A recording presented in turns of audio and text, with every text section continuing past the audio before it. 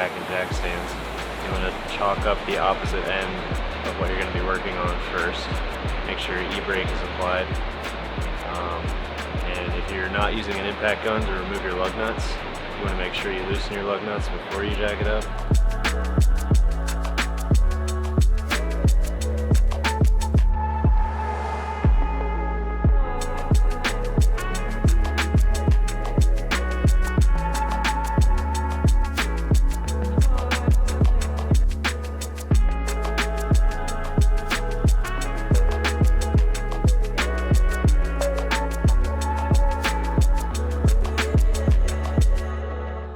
So now you want to make sure, especially if your car is older, there's no rust or anything on the mounting face here where the wheel sits, and make sure your Hub-centric is clean.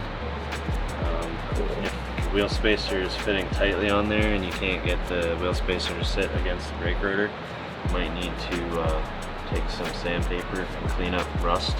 You should be able to thread nuts on without any issue by hand and then tighten them. You don't ever want to force anything on by using the nut.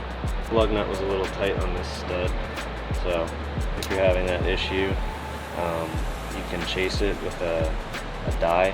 We have these special thread chasing nuts that we're going to use. Just chase this real quick.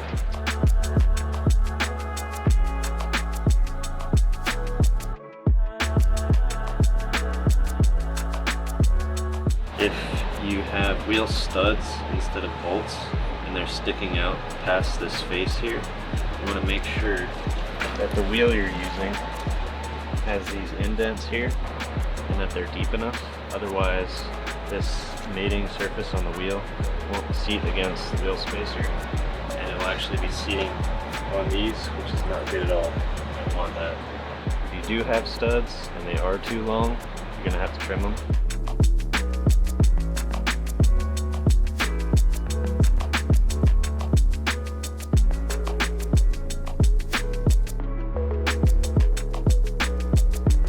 So next step is we're going to torque the lug nuts for the wheel spacer.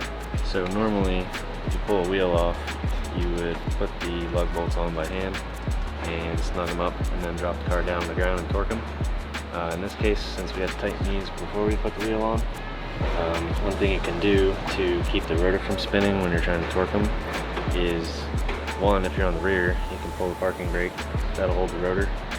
Here we're working on the front. So if you just take a screwdriver and you can stick that in between the fins and the brake rotor, like that. So that's going to lock into the brake caliper and keep it from spinning.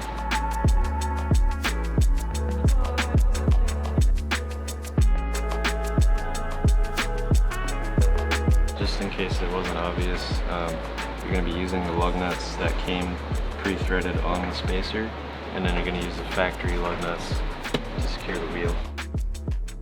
Shameless plug, Mishimoto protective lug nut sockets.